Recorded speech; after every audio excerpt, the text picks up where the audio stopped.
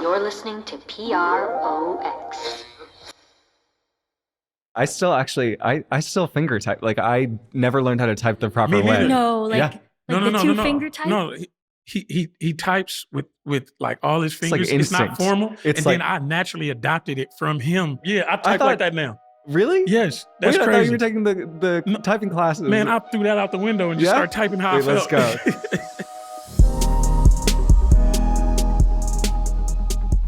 You're listening to In Proximity, and this is a very special episode of our show. It's a new kind of episode we're calling Inside Proximity, where colleagues at Proximity Media will sit down with me, Paola Mardo, head of audio here, and we'll talk a little bit about what they do and answer some questions sent in by you, our listeners. A few weeks ago, we put out a call on our at Proximity Media Instagram and asked folks to send in their questions about working in the film and television industry. So we'll talk about that today, specifically about working at a production company. Thank you, by the way, to everyone who sent in questions through voicemails and by sending us audio files.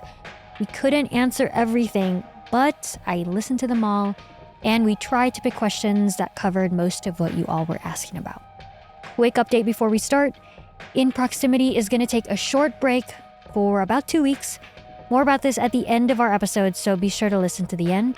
And now, here is our Inside Proximity episode with my colleagues who've worked in both of our film and TV departments, D'Angelo Dilo Lewis and Dezi Gallegos.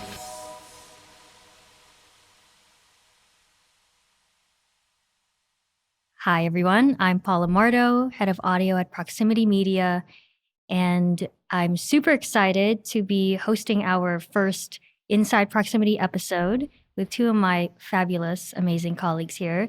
And I'll let them introduce themselves. Let's start with Dezi. Hi, everybody. My name is Dezi Gallegos. I am a director of development in television here at Proximity. I've been with the company since it was founded 5 years ago. I started off as an assistant to Ohanian, who is one of the founders of the company, and was promoted to creative executive, working in both film and in television a few years ago. And then most recently, following the release of Creed 3, was promoted to director of development. And I'm working right now exclusively in television. Perfect. And then to my other side, I have Dilo. Introduce yourself, please. All right, my name is D'Angelo Dilo Lewis. I'm a creative exec in television at Proximity Media. I also started off with the company about 5 years ago. Started off as an assistant to Ryan Coogler and Zinzi Coogler. Got promoted to creative exec, last year? I started off actually with music, TV, and film, but the focus became narrowed, and now basically I'm all TV. Awesome. So Proximity Media, for those who don't know, is a multimedia production company, and we basically tell stories in various mediums, right? There's the film side, television. We have a great music division that works on our soundtracks and other music projects, a nonfiction team that works in our documentary film and television projects, and then my audio division that produces this podcast you're listening to right now, and other audio projects. Thank you. Listeners, you can't see what I see right now, but Dilo did a little applause on his mic. But yeah, I think that's what's so cool about this company is that, we're all creatives in different fields, and yet we still find time to come together and, find ways to work together when we can, or at least exchange ideas. And these Inside Proximity episodes are sort of a way to do that with our listeners too.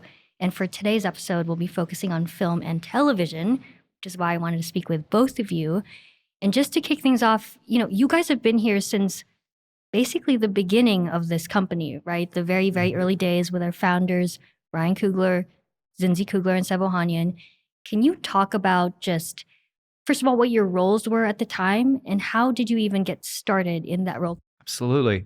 I started working with Ohanian, one of the founders of Proximity, when I was still in film school. I was a senior in college doing my undergrad at USC. And he was a part-time professor there. And I knew pretty much right away, I think I knew from the way that he interviewed me for the TA job that, this is somebody that's going to take over the world, because I was just interviewing to be a teaching assistant. And he was like, pull up Google spreadsheets on your computer, share a document with me. I want to see you problem solve live, and then giving me things to do live in the moment. Pitch me a movie, you have 2 minutes, go. And I knew pretty much right away, I was like, this person expects a lot of the people around him. And he also leads with decency. So I started working with him and knew pretty early on, I want to find a way to make myself indispensable to this person. I want to find a way to get him to rely on me and really prove that I can work at the level that he expects of his colleagues and of the people that report to him. And so, after I graduated from film school, Sev brought me on board to a movie called Run. And then, I worked under Sev and his producing partner, Natalie Kasabi. And of course, if you haven't listened to their podcast episode, run and listen to that right now. And then all the while that we were working on Run, I was hearing these whispers of Sev teaming up with Ryan and Zinzi to found Proximity. And for me, it was just like an absolute dream. I, of course, like so many, I'm sure, of the listeners, have been a fan of Ryan's work since he started making films, and the opportunity to play a small part of building this company that could bring more movies like Fruitvale and Creed and Black Panther into the world was just the most exciting thing in the world. And then also to be able to continue to work with Sev, who was my boss at the time. Of course, I was his assistant, but was also an extraordinary mentor to me.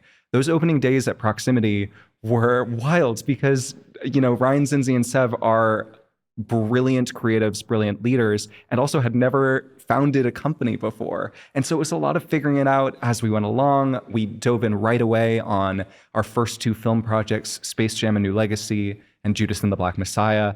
So it was giving notes on those projects. It was getting settled in the Warner Brothers lot, starting to work on Space Jam. It was really all collaborating to lay the foundation for, I think, what we all knew from the beginning could be something pretty tremendous and impactful in our industry.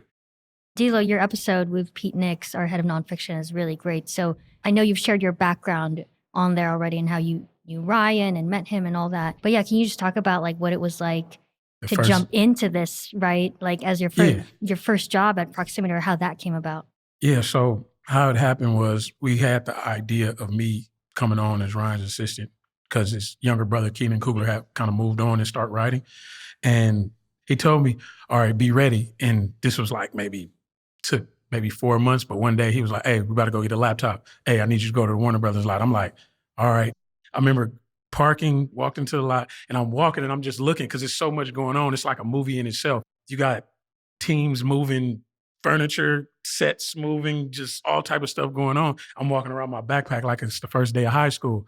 And as I get to the building that we're supposed to be, I meet Dezi, introduces himself. I'm like, what's up? Not knowing this to be one of the best friendships I ever have in my life. He introduced me to Sev Ohanian, and Sev pulls me straight in. And I don't know what happened. He clicked it on and it just turned into a job interview. I thought I already had the job. And he just asked me questions about what I wanted to do, what I was thinking about. Did I have any experience? He knew what experience I had. He was just asking me. I don't know if he was just giving me the 3rd degree just, as a formality or something, but he was like, all right, I'll show you where your desk is at. And all of a sudden, Sev slams the Space Jam script on the desk. He's like, I heard you've been doing coverage. Need you to take notes on that or whatever. Instantly start sweating. But it was one of those moments where I was like, okay, sink or swim. Right. So this was the script for Space Jam: A New Legacy, yes. Long before the project was going to get made. It was just literally a paper script and they gave it to you. And can you just, for listeners who may not know, what is coverage and why is it so important? Well, coverage is when you take a script or a piece of writing or whatever, a book, anything, you read it, you give your synopsis on it, basically you'll tell everybody what it's about in a short form. And then you go into detail about the theme, the tone, the characters, the storyline. You just critique it in ways that would give somebody that's reading this coverage an idea of what's going on in the script without them having to read the entire book or the entire script. And then you give basically what you think about it. And is it possibly a Proximity project or whatever company you're working for? I think I first seen Dezi's coverage because I think I asked you for like an example of coverage. Yep. And when I seen his, I was like, oh shit. But can you elaborate like why? Like what did you see in his writing? Because my experience with coverage is I didn't have a formal training of how to do coverage. It was like, read this, tell you what I think about it. Coverage is, it's levels to everything. I'll say about coverage. I was working for Sev for a bit as his teaching assistant. And one of the ways I knew very early on that I wanted to let this person know, like, I want to go the extra mile. So I think one of the first things that I was able to do for Sev was I was always like, if you ever have too many scripts on your plate or anything like that, like I would be more than happy to just like read them and do coverage on them. Just like, feel free to throw me anything at any point. And at one point, Sev finally, like I think weeks into the semester, was like, no pressure to read these. I got these submissions. Here's like 2 scripts, like no worries, you can take a few weeks on them. And I was like, the day that I got this, I was so excited because I was like, this is my moment. And so I like canceled my day and instantly turned around coverage on those 2 scripts within hours and had them in Sev's inbox, because I wanted to say to him right away, if you send me something to do, I'll do it well and do it quickly.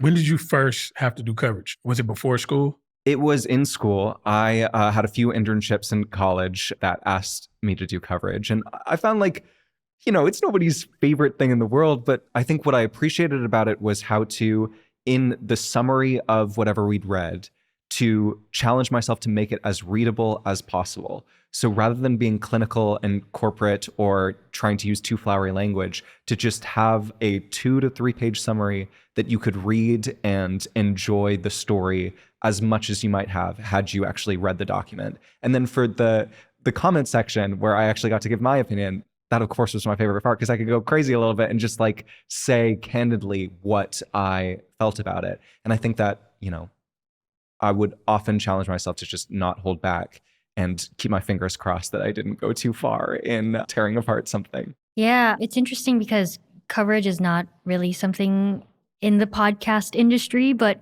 because I've seen the ways you guys have used it and how it's so helpful for you. And also as a team, to be able to have people review something and then have a discussion, that's super helpful. And we've actually started to implement that in our department. It helps if you can type 1,000,000 words per minute like Dezi. I still finger type. Like I never learned how to type the proper way. No, like, No. He types with like all his fingers. It's not formal. Then I naturally adopted it from him because I just type. I type like that now. Really? Yes. That's crazy. I thought you were taking the typing classes. Man, I threw that out the window and just started typing how I felt. Let's go. That makes me so happy.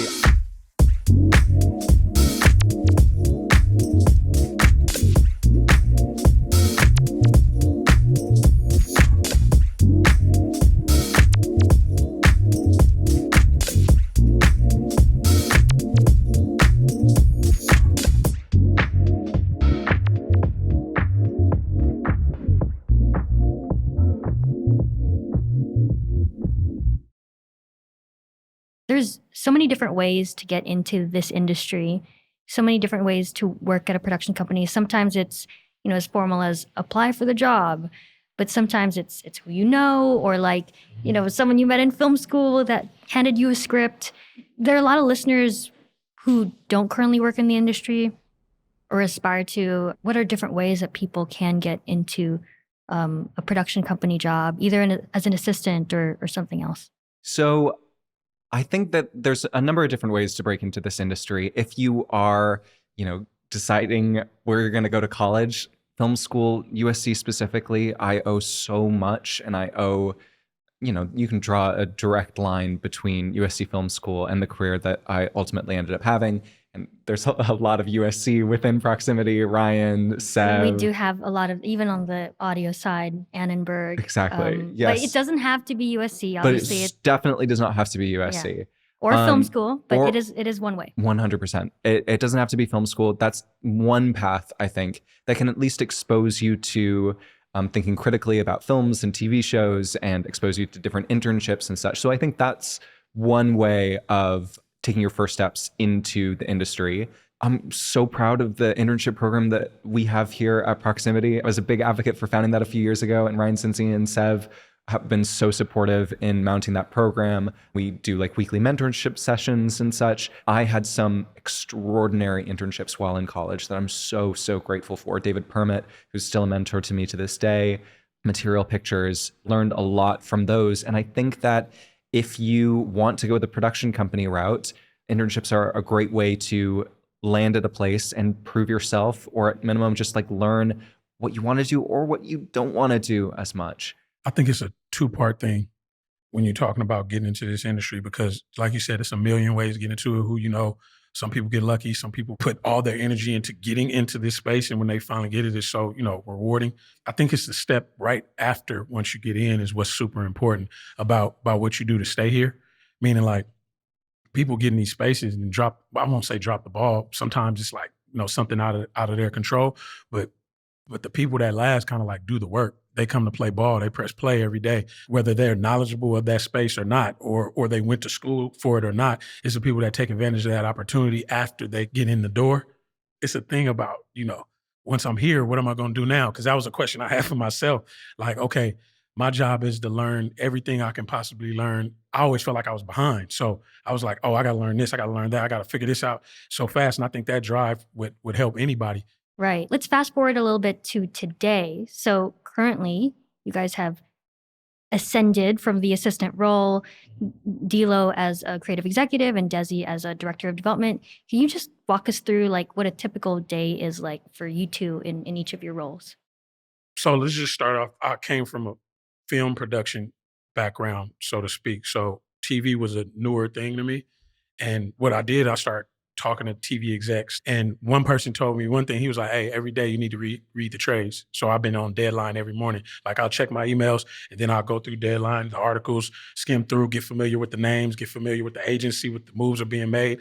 After that, usually the day is full of general meetings, not necessarily production meetings, but creative meetings for potential projects, reading a bunch of pilots, and you're trying to find writers to put with them.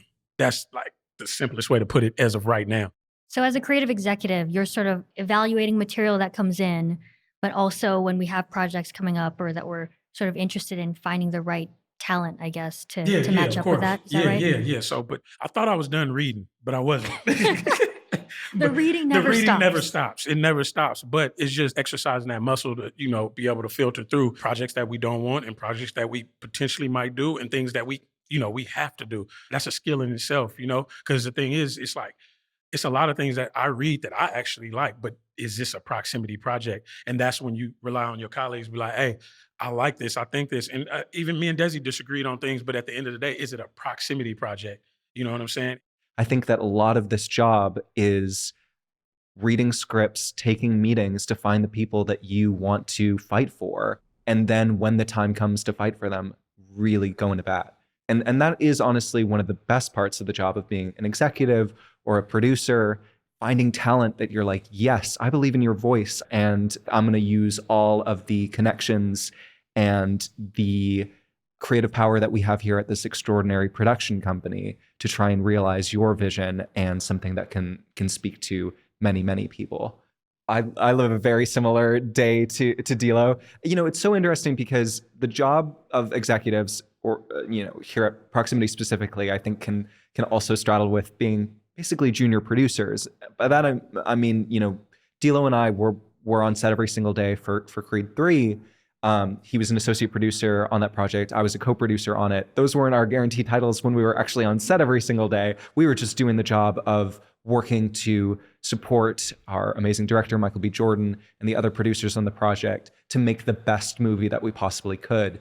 And as a executive or a producer on that project, that can entail just about anything. Our life as executives, producers on the set of Creed looks so crazy different than our life does right now, where we're not in production on anything. We're in development on a number of projects right now. Now, the days, of course, are still packed, but I feel like we are living the life more of like day-to-day executive living, which is like you wake up, you read a few scripts, you take a few general meetings, you take a few project meetings, and you're constantly meeting with your colleagues and all asking the questions of how can we take the projects that we have on our slate currently and move them forward? Are any of the projects that we're reviewing right now the projects that we could spend years of our life trying to make? And I think those are probably the two core questions that are driving our days every single day, which is a lot of fun. We're super privileged to be able to do what we do, and with people that we genuinely love. Like that's a gift.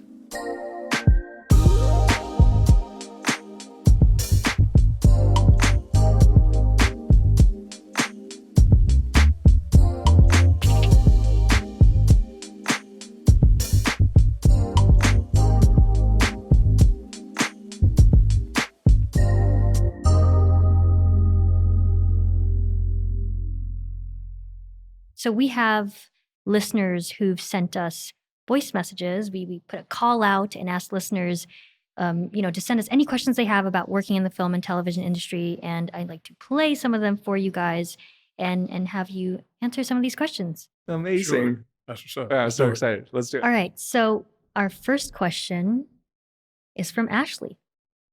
Hello, my name is Ashley. I'm from the IE. I'm a young director with a plethora of completed feature-length scripts, pitch decks, the whole shebang. So my question is, what advice can you give in regards to standing out amongst the crowd and getting projects sold or greenlit for production? Thank you so much for your time. I mean, you got to get eyes on those scripts.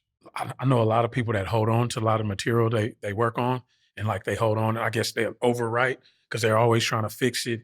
But you kind of like writing in this bubble, you in your own world. I feel like for starters, get as many eyes as you can on those scripts and let people give you notes and give you that feedback. So when you do have this, complete packaged product that you want to share with maybe an agent or a production company, you feel confident about it, and you didn't sit in a garage and just sit with your thoughts and your ideas.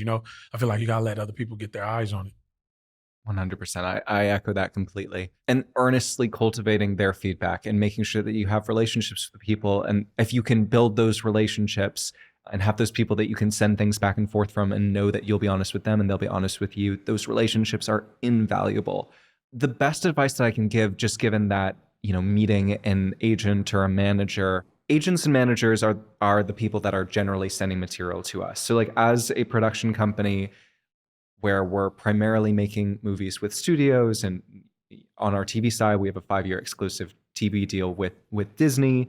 So how material comes to us, they're coming through agents and managers. So as an aspiring creator, like a step in your career, if you want to write, if you want to direct, will be getting representation, and because they'll be the ones that would send your material to something like Proximity.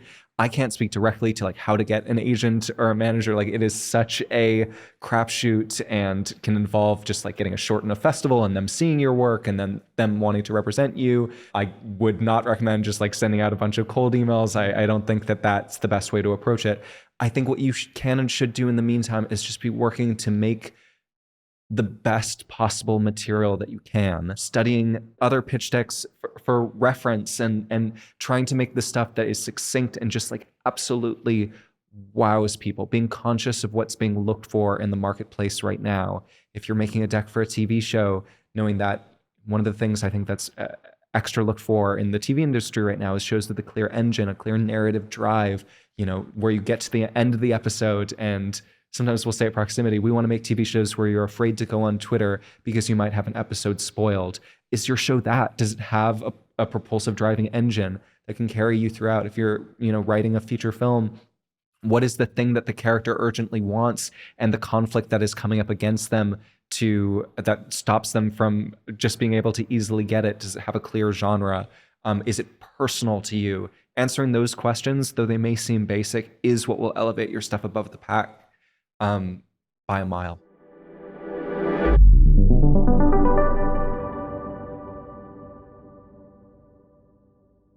So our next question is from Chris. Hello, my name is Chris. I've been an educator for over 25 years in the Bay Area. Started at Dewey High School in Oakland and wrapped it up as the principal of San Francisco's Juvenile Hall. It's been a wild ride for sure. My question is, how do I take my skill set and experiences from education and transfer into the world of film and TV with a long-term goal of telling the stories of the amazing, resilient students and youth that I've met along the way? Any starting points would be welcome, and I'm willing to do the work. I think I kind of addressed that in a previous podcast with Pete Nix about where your creativity comes from. I'm pretty sure he has a million stories about just all type of aspects of that element of life or where he's been and people he's came in contact with. I think you start there.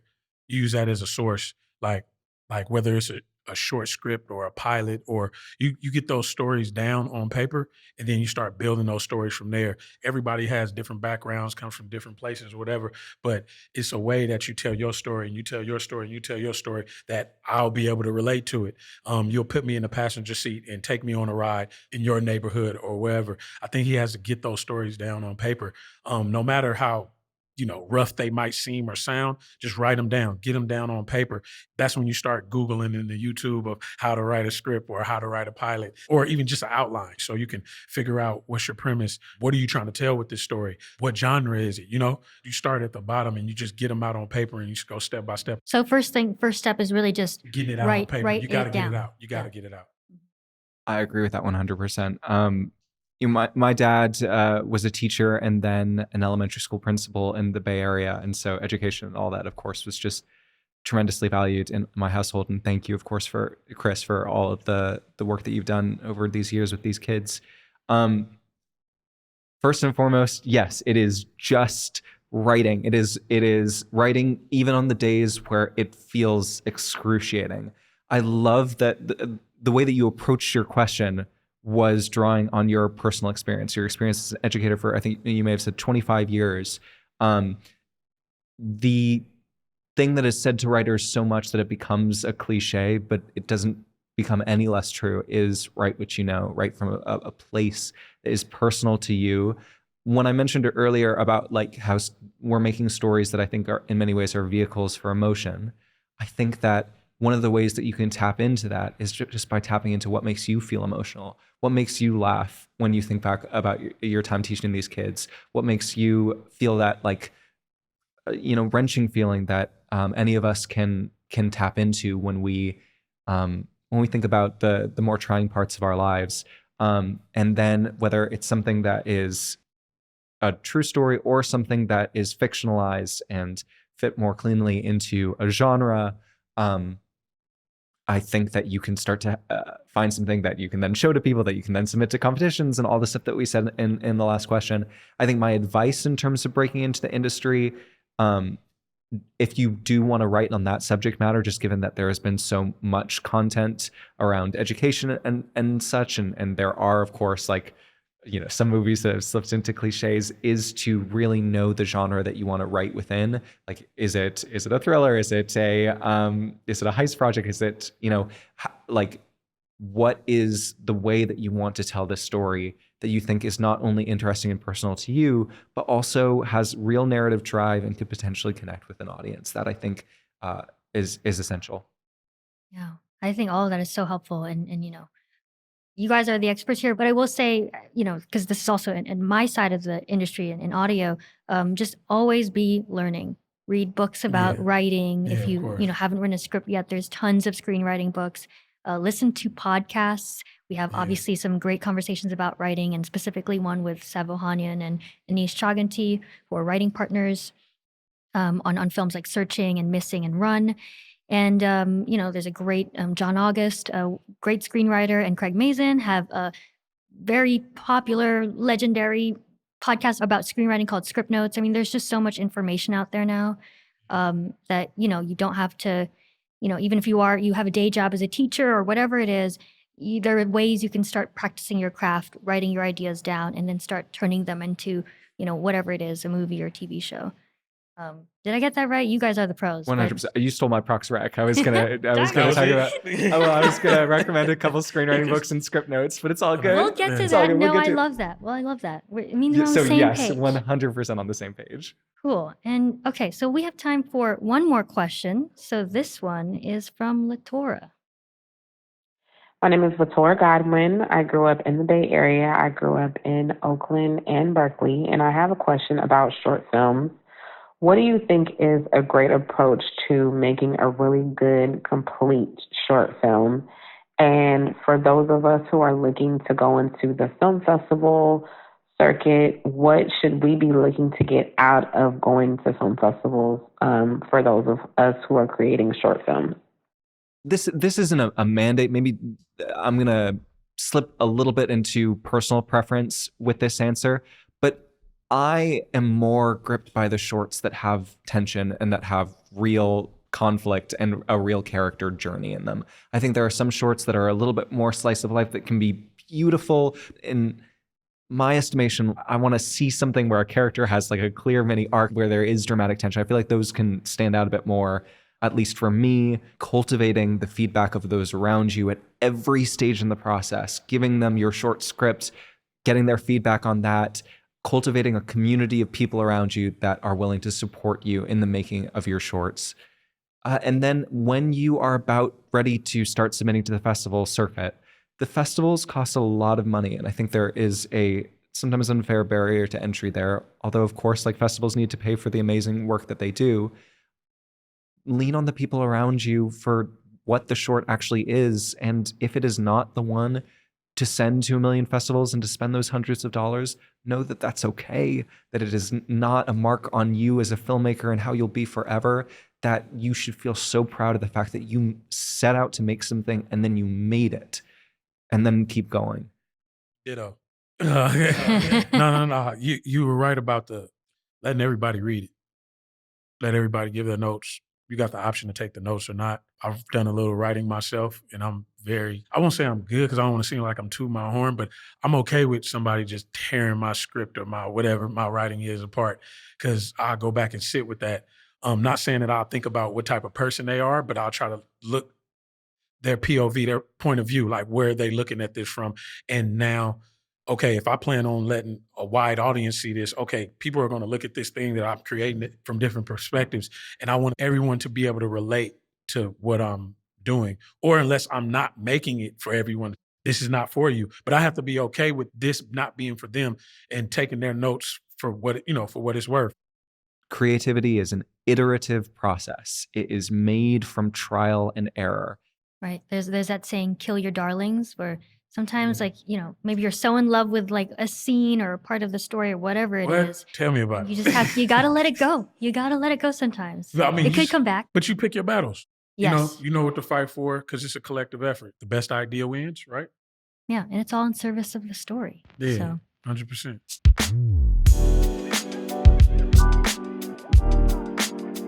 Prox Recs.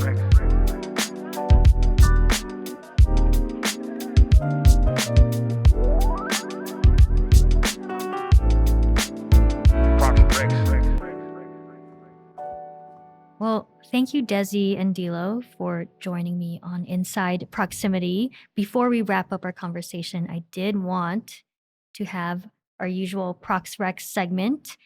We've shared a lot of recommendations here and there. I may have stolen something from Dezi, but let's do it anyway. I think this is a fun segment. I love hearing you guys' recommendations. Let's start with Dilo on this one. I feel like I always do quotes and shit. Which is all good. I love quotes. You don't have to be great when you start, but you got to start to be great, if that makes sense. It makes perfect sense. Let that sink in.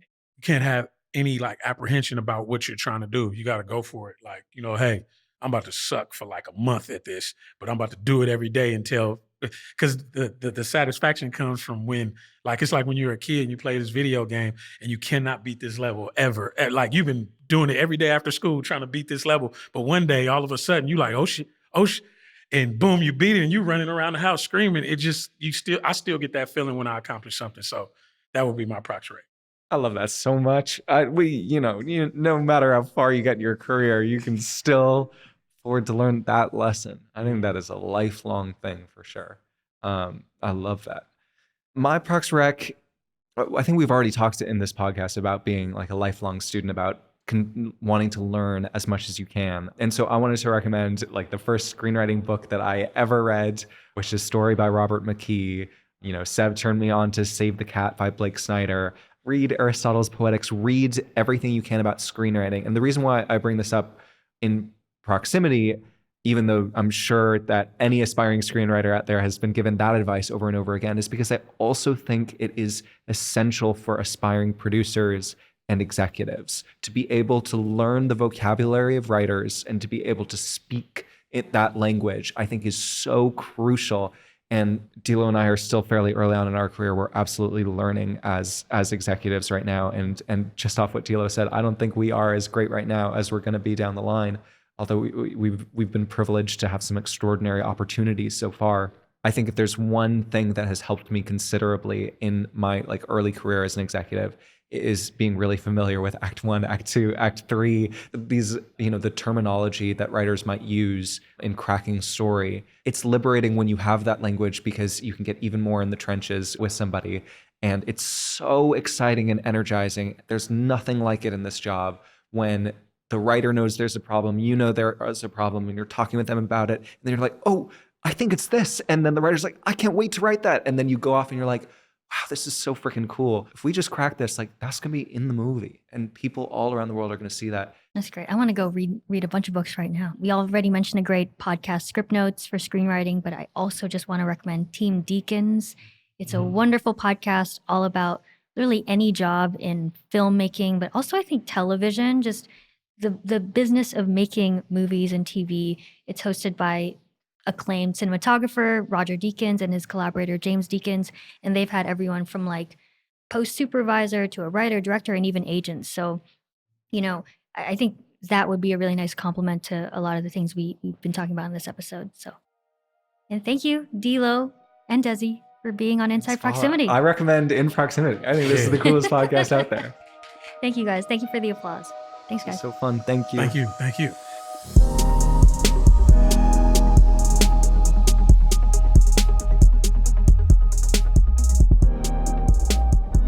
That was our first ever Inside Proximity episode.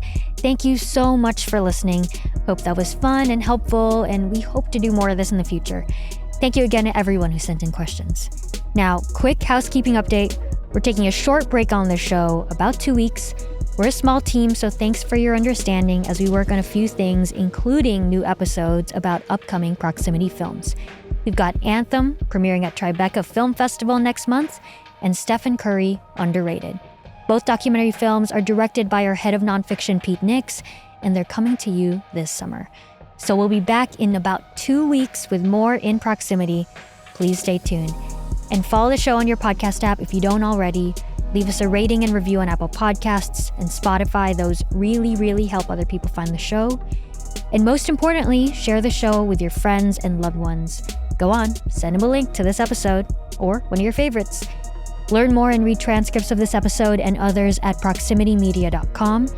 Don't forget to follow @ProximityMedia on Instagram, Twitter, and TikTok. In Proximity is a production of Proximity Media. The show is produced by me, Paola Mardo. Executive producers are Ryan Coogler, Zinzi Coogler, Ohanian, and me. Our theme song and additional music is composed by Ludwig Göransson. Ken Nana is our sound designer and mix engineer. Polina Cherezova is our production assistant. Audio editing for this episode is by Judy Bell Kamangyan. Special thanks to the whole Proximity Media team and to you for listening to In Proximity. See you in about 2 weeks.